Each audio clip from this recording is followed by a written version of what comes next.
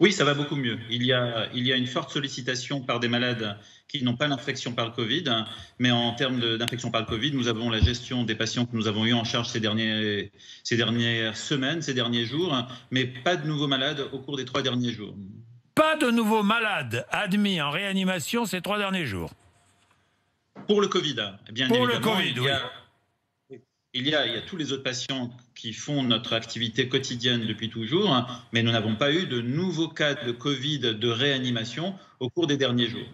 Donc les lits Covid ont laissé la place à des patients, des patients qui sont atteints, je sais pas moi, d'AVC, de crise cardiaque ou voilà, ou de maladies graves.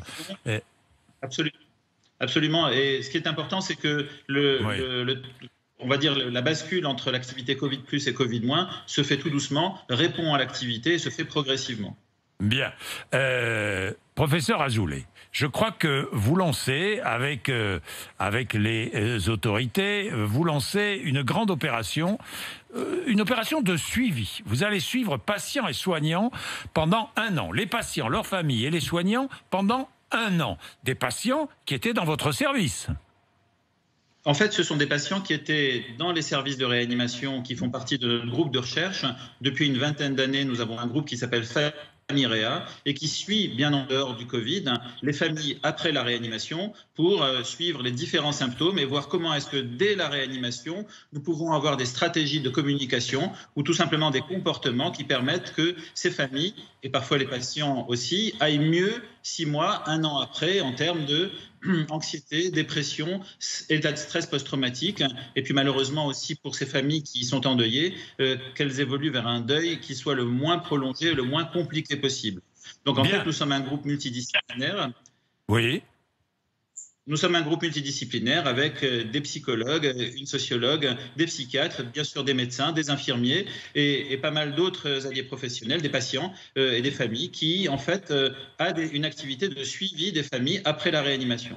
Voilà, vous allez essayer de comprendre comment ces patients récupèrent physiquement, psychologiquement, après la maladie, seront donc suivis, comme vous le disiez, par une équipe multidisciplinaire ou pluridisciplinaire.